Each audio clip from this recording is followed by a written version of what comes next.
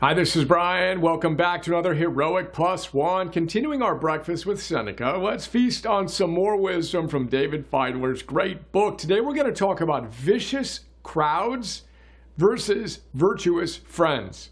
Let's get straight to work. David tells us, and I quote, "Using a metaphor from medicine, Seneca explains that we can become infected with the bad qualities of others. In a plague," he noted, "we can catch a disease by merely being breathed on. So we must choose our friends with great care, based on the health of their character. Make an effort to take on the least infected," he wrote, "because it's the beginning of disease, to expose healthy things to sickness." He continues by saying, significantly, this isn't something Seneca only mentions once. As he writes in another work, we pick up bad habits from those around us. And just as some diseases are spread through physical contact, the mind also transmits its ills to those nearby. For example, a greedy person can transmit his infected character to his neighbors. Fortunately, though, it's the same thing with virtues, but in reverse. So while people with flawed characters can transmit their bad habits to us, people with good characters who befriend us can make us better human beings, end quote. Now that's from chapter theme number 9 in the book, Vicious Crowds and the Ties That Bind. David walks us through the ancient Stoic wisdom that has been verified by modern science and is best summed up by Jim Rohn's adage that we are the average of the 5 people with whom we spend the most time. Now, to be clear, later in the same chapter, David talks about the commitment Stoics have to seeing themselves as part of a broader, universal family, and that deliberately finding ways to serve authentically while embodying the virtue of love is a hallmark of the Stoic philosopher and practitioner, of course. And we also need to be very mindful about the people with whom we spend the most time.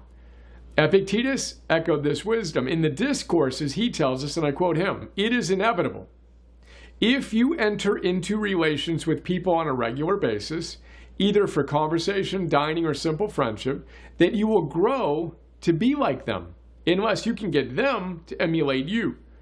Place an extinguished piece of coal next to a live one, and either it will cause the other one to die out, or the live one will make it reignite. Since a lot is at stake, you should be careful about fraternizing with non-philosophers in these contexts. Remember that if you consort with someone covered in dirt, you can hardly avoid getting a little grimy yourself," end quote. The Buddha echoes this wisdom as well. In the Dhammapada, he tells us, if you find no one to support you on the spiritual path, walk alone. There is no companionship with the immature. And he says, avoid the company of the immature if you want joy. And that's today's plus one. Let's embody the ideals of love in all of our interactions today, and let's be mindful of the power of vicious crowds versus virtuous friends. Practically speaking, who's one person with whom you could lovingly afford to spend just a little less time? And who's one person with whom you could joyfully choose to spend a lot more time? Here's to swapping out that -1 for a +1 all day, every day, especially today. Little P.S.